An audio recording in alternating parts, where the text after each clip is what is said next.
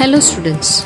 In our previous class we discussed about the Mughal Empire. Babur, the founder of the empire. Babur was succeeded by Humayun. Humayun was succeeded by Akbar. Akbar was succeeded by Jahangir. And Jahangir was succeeded by Shah Jahan. And Shah Jahan was succeeded by Aurangzeb. Aurangzeb was the last great Mughal ruler. He ruled for 50 years till AD 1707. The reign of Aurangzeb witnessed many revolts. Aurangzeb had increased the land tax to one half of the produce. Due to the high land tax, the Jat peasants of the Agra Madura region and Satnamis and the Bundelas revolted against Aurangzeb. The most powerful revolts were by the Rajputs, the Sikhs, and the Marathas. The Rajputs were powerful and courageous. Aurangzeb failed to realize the importance of the Rajputs, whom the Mughals had befriended since the time of Akbar.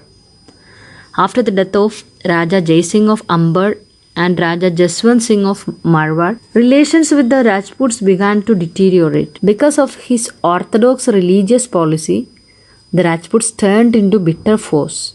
Mughal intervention in the internal politics of Rathore of Marwar led to their rebellion. The relations between the Mughals and the Sikhs were strained when Guru Arjan Dev was executed by Jahangir for helping Prince Khusro. When Guru Tegh Bahadur protested against some measures of the emperor, he was arrested and killed.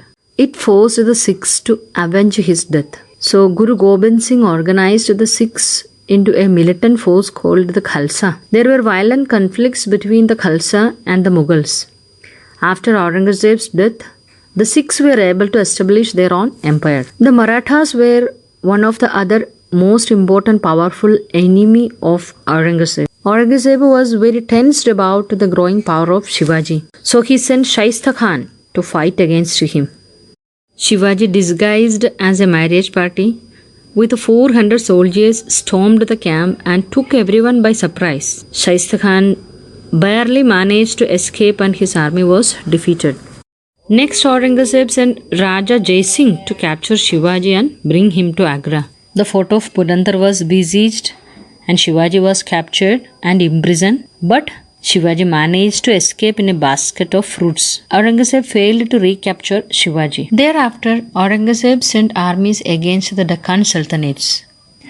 Bijapur was annexed in 1686 and Golconda in 1687. From 1698, Aurangzeb personally managed campaigns in the Deccan against the Marathas, who started guerrilla warfare. When Aurangzeb died in AD 1707, the Mughal Empire was on the verge of disintegration.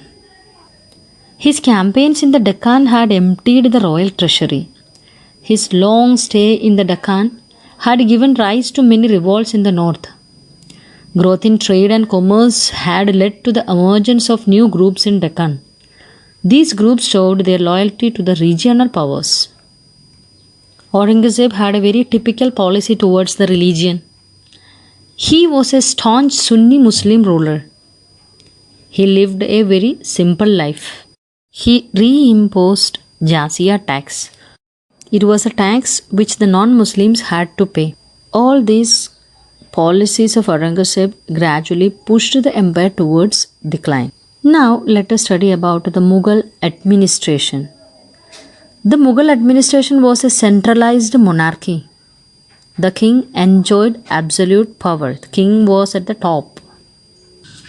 In the central administration, the king was the head of civil and military administration. He was assisted by a number of officials. The Mir Bakshi looked after the military administration. The Wazir was the head of the revenue department. The Sadari Sudur kept a record of grants and donations. The Khani Zaman looked after the needs of the royal household. In the provincial level, the empire was divided into 15 provinces called Subhas. Each Subha was governed by a Subedar. Each suba was divided into districts and each district into parganas. A number of villages made up a pargana. The officer in charge of the town was called the kotwal. The main source of revenue was the land tax paid by the peasants. Akbar's revenue minister Raja Todarmal introduced a land revenue system called Todarmal's Bandobast. Under this system, land was measured and divided into three categories: good, middle, and bad. Land revenue was fixed according to the fertility of the land. The revenue was fixed at 1/3 of the produce. It could be paid either in cash or kind. Each province was divided into revenue circles with its own rates for individual crops. This revenue system was called Zabt. The most important feature of the Mughal administration was the Mansabdari system. It was a grading system used by the Mughals to fix rank, salary, and military responsibilities. This system was introduced by Akbar. Rank and salary of the Mansabdars were determined by a numerical value called Zat. The higher the Zat, the more prestigious was the noble's position in court and larger his salary. According to the Mansabdari system, every officer was given a Mansab or rank. A Panch Hazari had to maintain 5,000 troops.